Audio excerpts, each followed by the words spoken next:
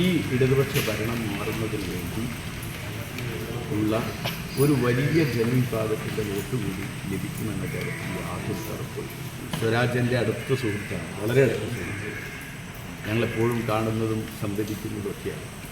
രാഷ്ട്രീയപരമായ നിലപാടുകൾ വ്യത്യസ്തമാണെങ്കിലും വളരെ അടുപ്പം സൂക്ഷിക്കുന്നയാളാണ്. 3-4 ദിവസം മുമ്പൊക്കെ ഞങ്ങൾ കണ്ടിരുന്നു മരണത്തിൽ. ഇവിടെ എന്തുകൊണ്ടാണ് എന്ന ചോദ്യത്തിന് CPM ആണ് മറുപടി പറയുന്നത്. 967 ശേഷം നടന്ന തെരഞ്ഞെടുപ്പുകളിൽ ഏകദേശം എനിക്ക് തോന്നുന്നു ഒരു 15 തെരഞ്ഞെടുപ്പുകൾ നിലമ്പൂരിൽ നടന്നു. അതിലാകെ 2 പ്രാവശ്യം മാത്രമാണ് പാർട്ടി ചിഹ്നത്തിൽ മത്സരിച്ചത്. പിന്നെയൊക്കെ സ്വതന്ത്രന്മാരെ തിരയുകയായിരുന്നു. എന്തുകൊണ്ടാണ് CPMൻ്റെ സ്ഥാനാർത്ഥിയെ പ്രഖ്യാപിക്കുക?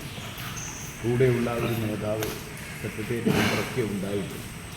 ഒരു സ്ഥാനാർത്ഥിയെ പ്രഖ്യാപിക്കാൻ ഇത്ര സമയമെടുത്തത് എന്ന് ചോദിച്ചാൽ തന്നെ നമുക്കറിയാം എന്താണ് അതിൻ്റെ കാരണമെന്ന് നിങ്ങൾക്ക് തന്നെ അന്വേഷിക്കേണ്ടത്. അപ്പോൾ അതുകൊണ്ട് എന്തൊക്കെയായാലും